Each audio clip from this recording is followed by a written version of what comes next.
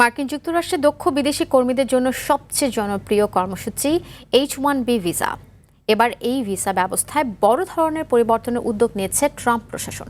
প্রস্তাবিত এই নতুন আইনে আগামী ৩ বছরের জন্য নতুন H-1B ভিসা দেয়া সম্পূর্ণ স্থগিত হতে পারে। এছাড়া লটারি প্রথার বদলে বেতন ও দক্ষতার ভিত্তিতে কর্মী বাছাই এবং প্রতিটি আবেদনের জন্য $1 লাখ ফি নির্ধারণের মতো কঠোর হতে পারে নিয়োগের নিয়ম। এ বিষয়ে আরও জানাচ্ছেন ইমরুল হাসান। এক লাইটেই নিশ্চিন্তে চলে দিনের পর দিন। Walton emergency bulb, the best emergency bulb. যুক্তরাষ্ট্রে কাজের স্বপ্ন দেখা লাখো দক্ষ বিদেশি কর্মীর জন্য এটি বড় উদ্বেগের খবর। ট্রাম্প প্রশাসনের সমর্থনে H-1B ভিসা কর্মসূচিতে আমূল পরিবর্তনের উদ্যোগ নেওয়া হয়েছে। রিপাবলিকান সিনেটর টিম শিহি সিনেটে উত্থাপন করেছেন অ্যান্ড H-1B অ্যাবিউজ অ্যাক্ট নামে একটি বিল।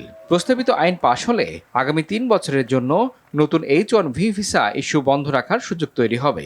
এই সময়ের মধ্যে পুরো কর্মসূচি পুনর্মূল্যায়ন করে আরও কঠোর নিয়ম চালুর পরিকল্পনা রয়েছে মার্কিন প্রশাসনের।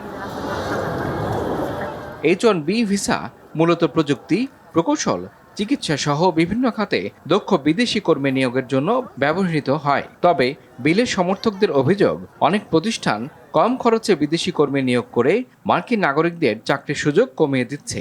সিনেটর টিম শিহির দাবি, এই কর্মসূচির অপব্যবহার বন্ধ করে মার্কিন কর্মীদের স্বার্থ রক্ষা করাই নতুন উদ্যোগের লক্ষ্য।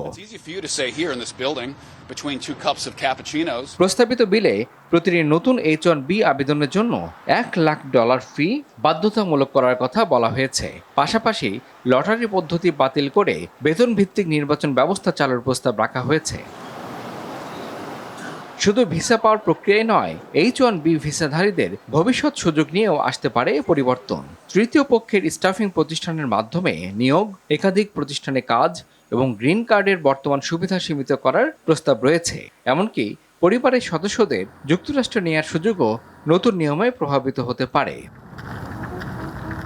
বিশেষজ্ঞরা বলছেন, এই বিল বিদেশি শিক্ষার্থীদের ওপরও প্রভাব ফেলতে পারে। অপশনাল প্র্যাকটিক্যাল ট্রেনিং বা OTP কর্মসূচি বাতিল এবং কিছু এক্সচেঞ্জ ভিসাধারীর কাজের অনুমতি প্রত্যাহারের প্রস্তাবও রাখা হয়েছে এতে।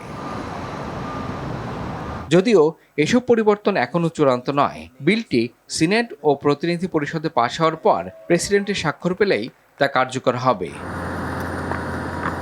ইমরুল হাসান, RTV।